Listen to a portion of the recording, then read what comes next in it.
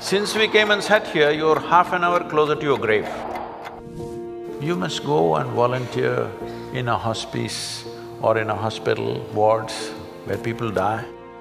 Last moment when it comes, when they die, they're just bewildered.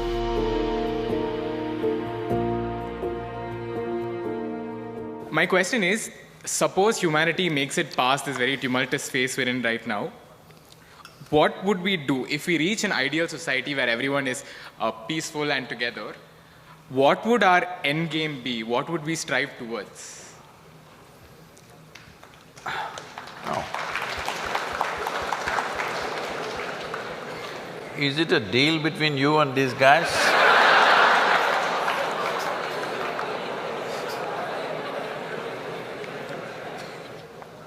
See, look at it this way, because you can't really figure what all these people want. Look at yourself. Right now you're thinking you want to become an engineer. Let's say right now I make you an engineer, this moment. Then you're thinking you need a job, I got your job. Then you're thinking you need a promotion, I got you. Then you think you need an award, I got you. Then you think you need wealth, I got you right now.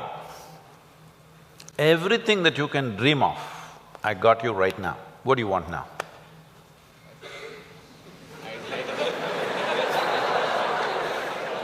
Yeah, I can do that for you.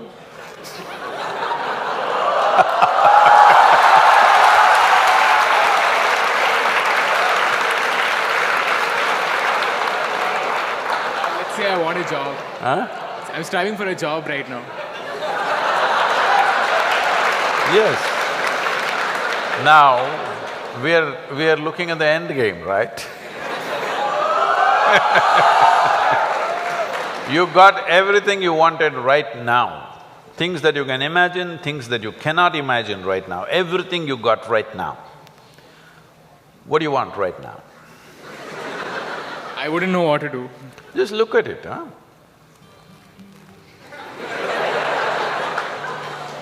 See, when you say this, what it means is, all you want in your life, what you're seeking is struggle. To get a job, it must take 3 years, then you will feel, wow, I got a job. Look at all the people who have good jobs, look at them walking on the street. Are they going blissfully, dripping ecstasy? Hello? Miserable guys, they're getting blood pressure, going to work. They're getting all kinds of ailments, they're freaking out. Yes? So what do you want? Is there a girl here?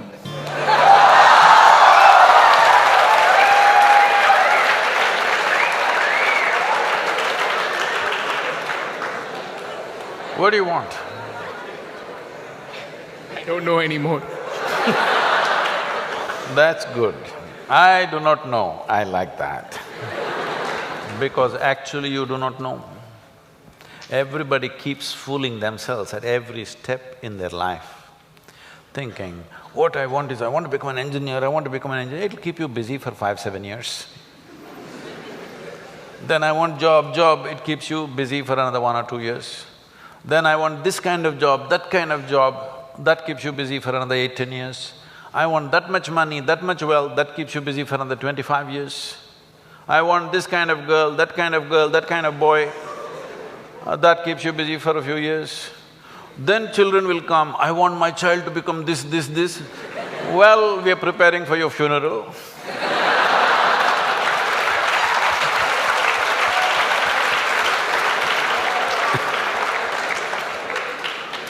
You need to understand just this. Right now, you may be giving all kinds of contexts to your life. But essentially, what you call as my life right now is just a certain combination of time and energy. Yes? As you sit here, time is rolling away for all of us. Can you roll it back? You're an engineer. Can you roll it back? Yesterday was not fruitful, so I'll roll it back. Can you? It's rolling away for all of us. As we sit here, what is ticking away here is not the clock. What is ticking away is our life, isn't it? Since we came and sat here, you're half an hour closer to your grave. It doesn't matter how young you are getting there, isn't it? Yes or no? So it's a certain amount of time, and that time nobody can manage because it rolls at the same pace for everybody.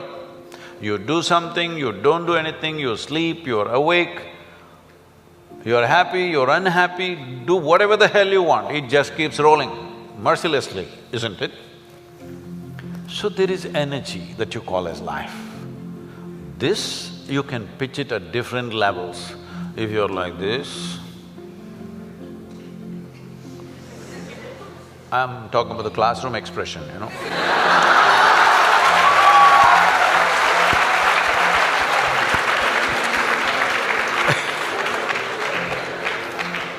If you're like this, 24 hours feel like 1,000 years.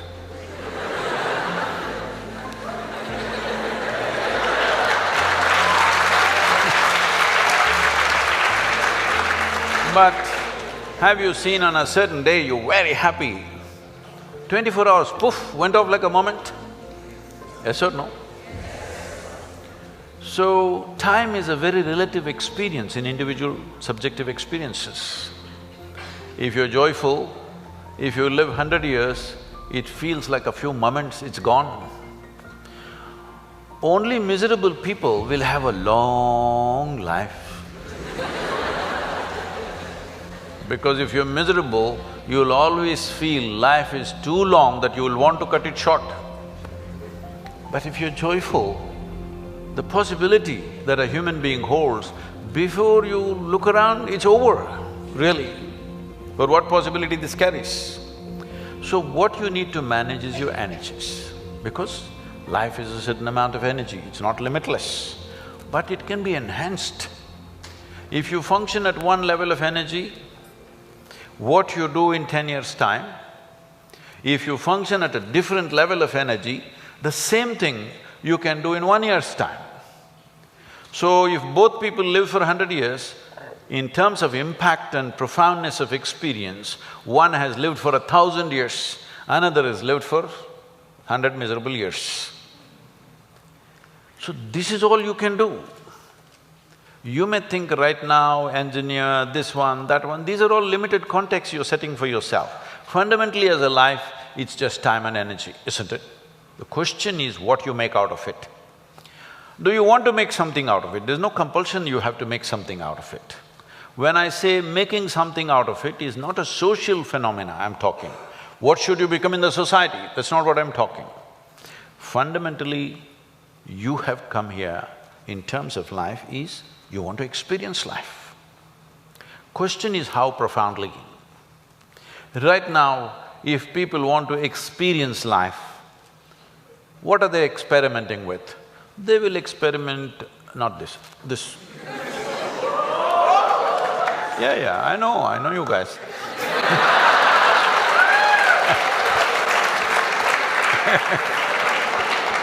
Or they'll experiment this, or they'll experiment something else. What they will experiment is how to down your faculties. You know, United States has made marijuana legal in a few states. So when I went to a few colleges or universities, they're asking me, Sadhguru, why don't you pitch? Someone like you must legalize marijuana for us. I said, no problem, we'll make marijuana legal, cocaine legal, meth legal. What's the problem? No problem. Only thing is, why is it that you want it to be legal? So that you can smoke up and come to the college, right? It's fine. But let's say you want to fly a small airplane, the pilot comes smoked up. You want to fly with him?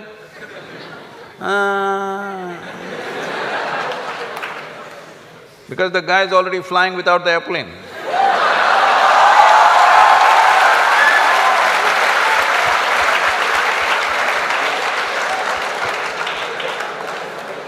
Okay, you're not getting the point. You need a major surgery and the surgeon comes smoked up. You want this surgery? Oh no. Then you clearly understand this lowers your faculties. I want all of you to look at this. Do you believe you can enhance life by lowering your faculties? Hello? If you want to enhance this life, you must super enhance your faculties. That's the only way you can enhance this life. You cannot lower your faculties and think your life is getting enhanced. What kind of stupidity is that?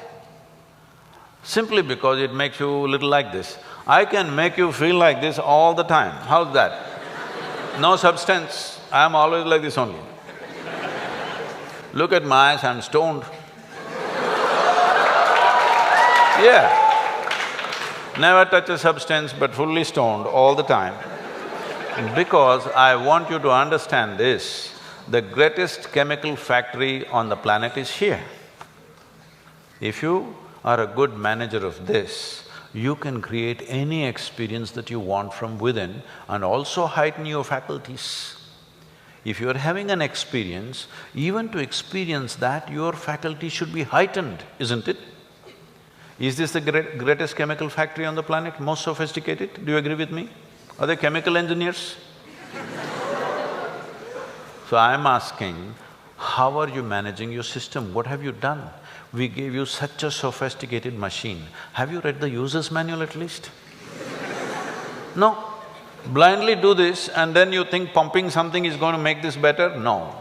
Believe me, the only way you can enhance this life is that your faculties are super bright. The way you see, the way you hear, the way you smell, the way you taste and the way you touch. If this is enhanced, is life enhanced in many ways? There is much more to it, but I'm saying from what you know from your experience. Suppose you could see twice better than somebody who's sitting next to you, is your life enhanced? If you could taste better than other people, is life enhanced? If you could feel better, is it life enhanced? If you could hear better, is life enhanced? On this level you understand this, but there are many other dimensions of human faculties.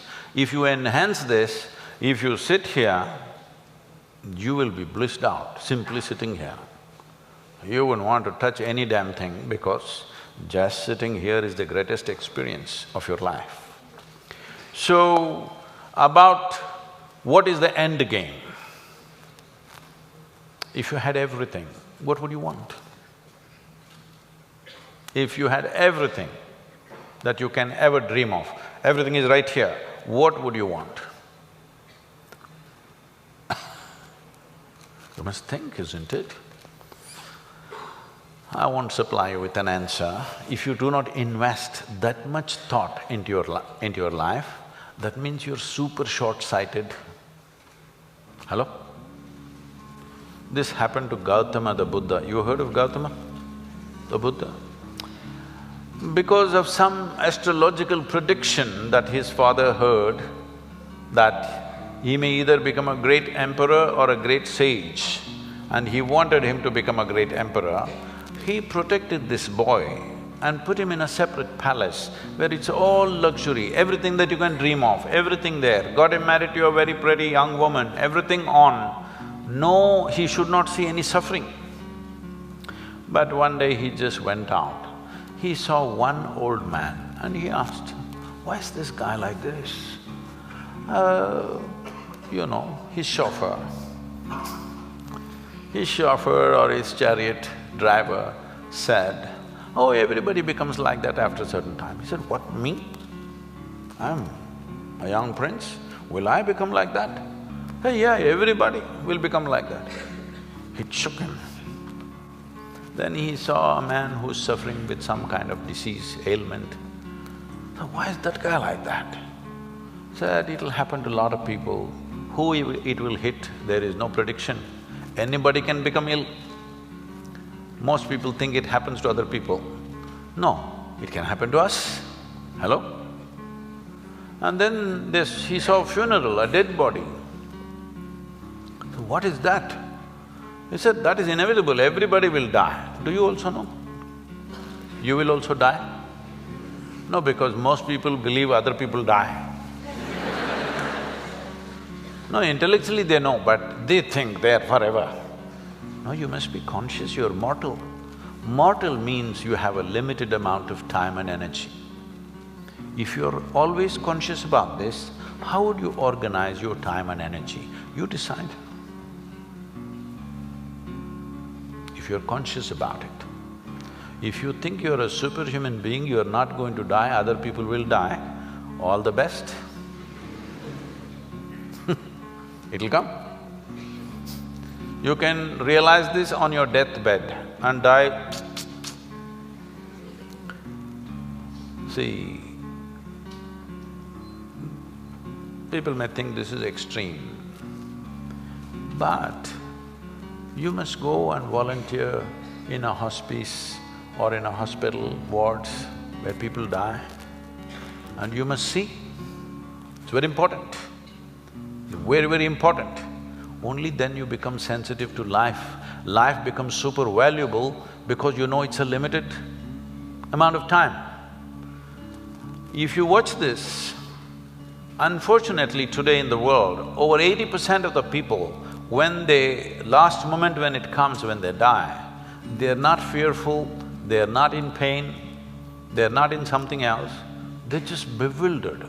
A look of bewilderment comes because all their life they just lived their thought and emotion, they never lived a life. This is important, you must understand, there is a psychological reality in your head and there is an existential reality which is life. Most people are mistaking their psychological reality to be existential.